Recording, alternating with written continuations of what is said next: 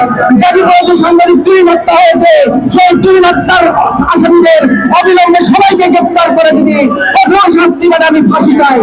সাংবাদিকদের হত্যার বিচার করুন, বিশেষ করে এই তুহিন হত্যার সাথে যারা জড়িত তাদেরকে বিচারে আওতায় আনুন তুলে ধরার জন্য, এবং যারা আন্দোলন দাবি করে তাদের দাবি আদায়ের যেন হয় সেই জন্য আমরা কলম ধরি এবং আমরা সেই সংবাদ প্রকাশ করি। কিন্তু আজকে সেই সাংবাদিককে আমরা রাস্তায় এসেছি দাবি জানাতে। ধিক্কার জানাই এই সরকারের কাছে, ধিক্কার জানাই এই সমাজের কাছে। সাংবাদিক তুহিনকে গাজীপুরে প্রকাশ্যে সবাইকে হত্যা করা হয়েছে, তার সাথে সাথে সেই আসামিদের গ্রেপ্তার করার কথা কিন্তু গ্রেপ্তার করা হয়নি। গ্রেপ্তার করা হয়েছে গতকাল রাতে 2 জনকে, বাকি আসামিরা এখনো ঘোরাফেরা করছে।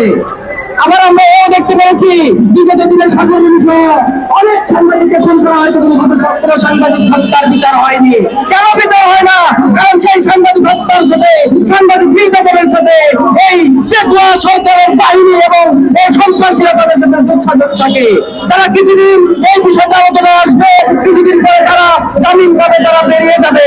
এটাই এই দেশের নিয়ম হয়ে দাঁড়াচ্ছে। কেন সাংবাদিকরা এই নির্যাতনের শিকার হবে, কেন অত্যাচারিত হবে? আমি সেই দাবি রাখছি।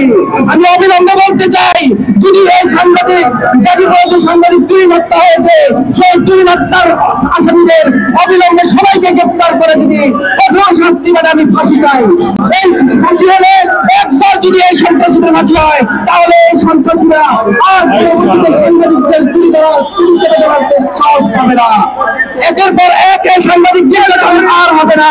এজন্য আমি আবারও বলবো, অবিলম্বে সকল সাংবাদিকদের হত্যার বিচার করুন, বিশেষ করে এই তুহিন হত্যার সাথে যারা জড়িত তাদেরকে বিচারে আওতায় আনুন। তা নাহলে আমি এখান থেকে ঘোষণা দিতে চাই, এই সাংবাদিক সমাজ সবাই গাজীপুরে আমরা ভোট মার্চ করবো, অভিমুখে যাব এবং সেই যে থানা এবং ঘেরাও করবো, এবং পাশাপাশি এই তুহিন হত্যার বিচার না হওয়া পর্যন্ত প্রয়োজন আমরা যে আমাদের তথ্য মন্ত্রণালয়, স্বরাষ্ট্র মন্ত্রণালয় এবং সরকার পর্যন্ত আমরা দিক করিয়ে দিব। কারণ এভাবে চলতে পারে না। সাংবাদিক হত্যার বিচার এবার হতেই হবে, হতেই হবে, হতেই হবে।